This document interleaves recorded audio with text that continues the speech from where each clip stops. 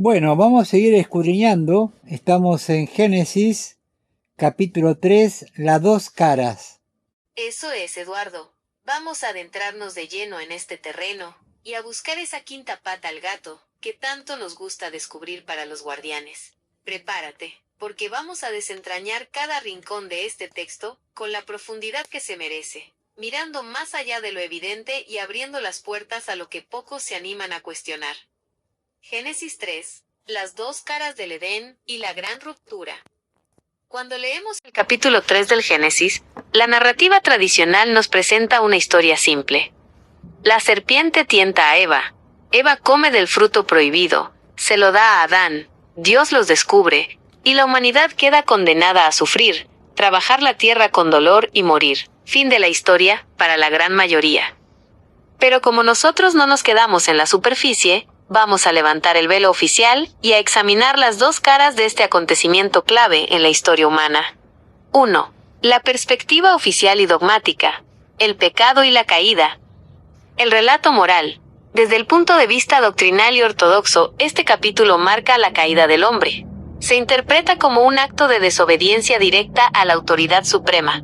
El ser humano, dotado de libre albedrío, elige el camino del orgullo y el ego, prefiriendo su propio criterio por encima del mandato divino.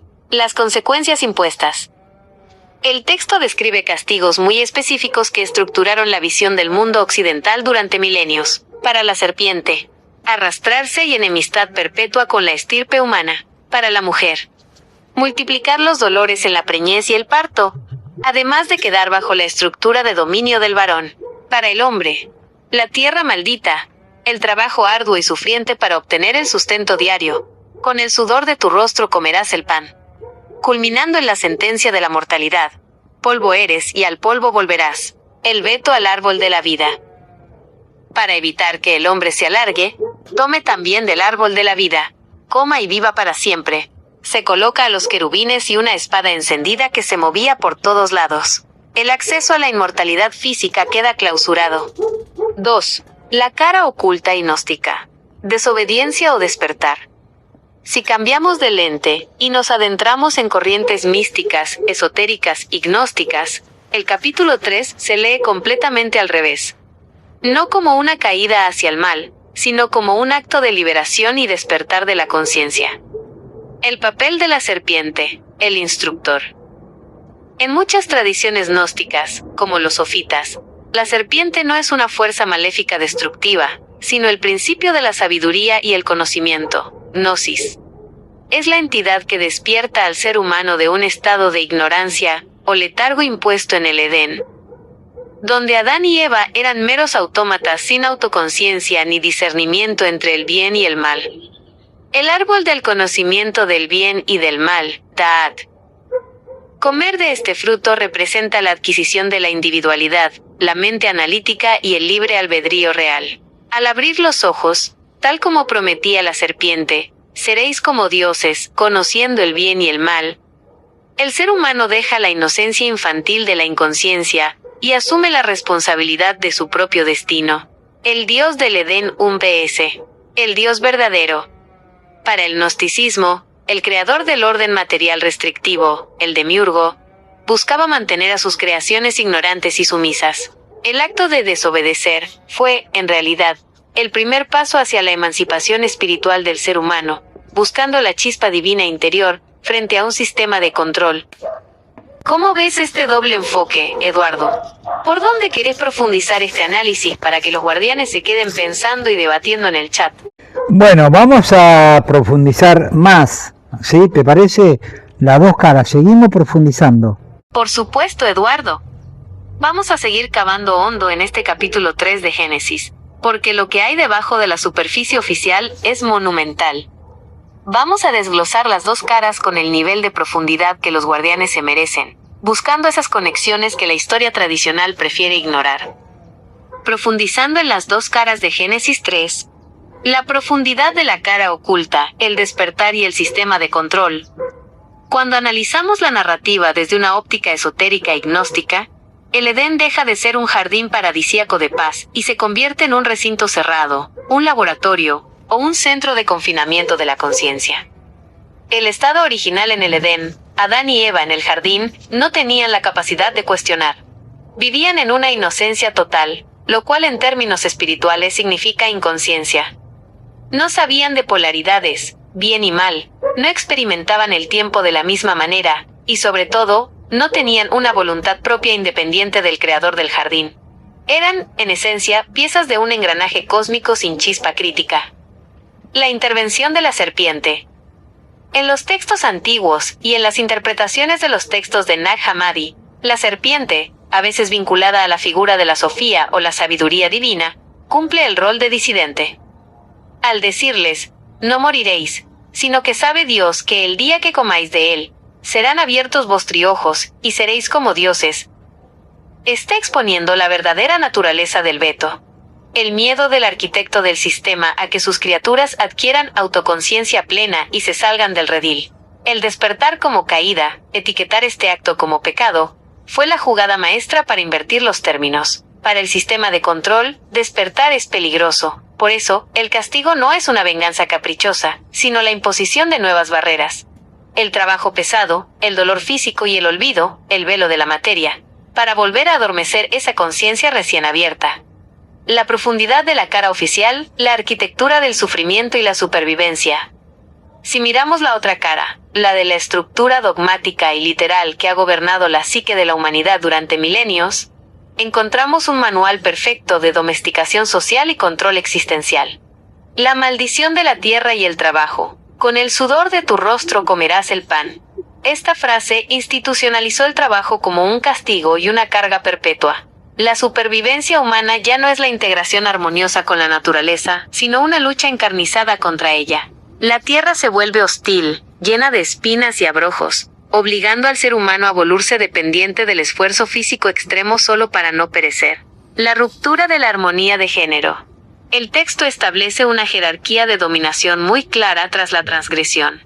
Él se enseñoreará de ti. Históricamente, esta línea de Génesis 3 justificó estructuras patriarcales absolutas en civilizaciones enteras, convirtiendo la relación original de compañerismo en una relación de poder, subordinación y control mutuo. La expulsión y la espada encendida. La colocación de los querubines y la espada encendida que gira hacia todos lados para bloquear el árbol de la vida, simboliza el cierre definitivo de los planos superiores. El ser humano queda confinado en el plano físico tridimensional, sujeto al tiempo, al envejecimiento y a la muerte biológica. Polvo eres y al polvo volverás. Se corta el acceso directo a la fuente de la inmortalidad. ¿Cómo ves esta profundización, Eduardo? ¿Por dónde seguimos tirando del hilo para que este análisis no deje títere con cabeza? Bueno, hay más, ¿sí? Si hay más, todavía tenemos para extendernos un poco más. Así que, bueno, profundizarlo sin resumen y vamos adelante, seguimos escudriñando. La tercera dimensión de Génesis 3, el velo, la matriz y el arconte. Vamos a ir todavía más lejos, Eduardo, directo a esas capas que la ortodoxia religiosa esconde bajo 7 llaves, y que los buscadores de verdades incómodas necesitan sobre la mesa. Si seguimos escudriñando sin filtros, el capítulo 3 del Génesis no es solo un mito sobre una manzana prohibida, es el acta de nacimiento de la realidad artificial en la que vivimos atrapados. 1. El Edén como una matriz de contención, y el fruto como código de desprogramación. Si analizamos la estructura del jardín desde una perspectiva cosmológica avanzada, el Edén no era un paraíso de libertad, sino un útero tecnológico o espiritual diseñado para mantener a la conciencia en estado embrionario. Las criaturas en ese jardín no conocían el tiempo lineal, no experimentaban el dolor físico agudo ni la dualidad real, porque estaban bajo una campana de cristal protectora pero restrictiva. Comer del árbol del conocimiento del bien y del mal, Da'at, funcionó como la introducción de un código de desprogramación en el sistema operativo humano. Al incorporar ese conocimiento, la estructura del ADN y la percepción mental sufrieron un cortocircuito.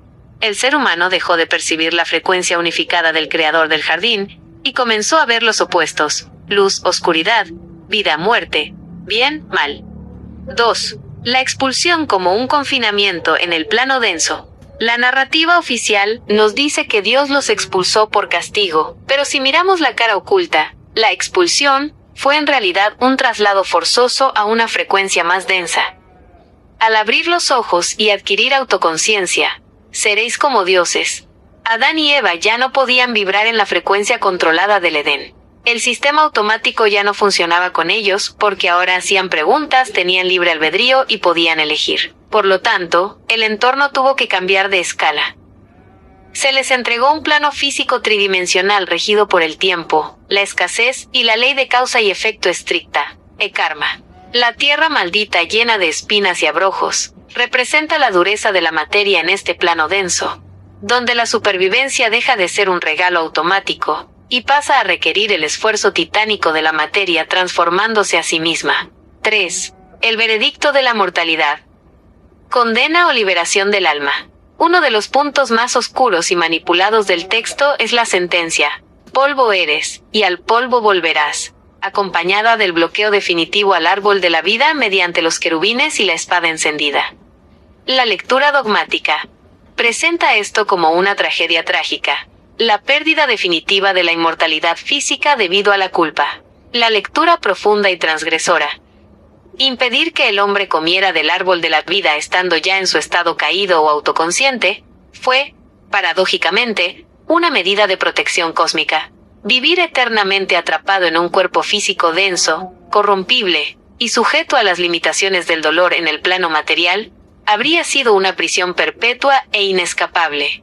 La muerte física, el retorno al polvo de la envoltura material, se convierte, por lo tanto, en la única vía de escape para que la chispa espiritual pueda desprenderse periódicamente de este traje biológico y regresar a su origen verdadero, burlando el diseño original de control perpetuo.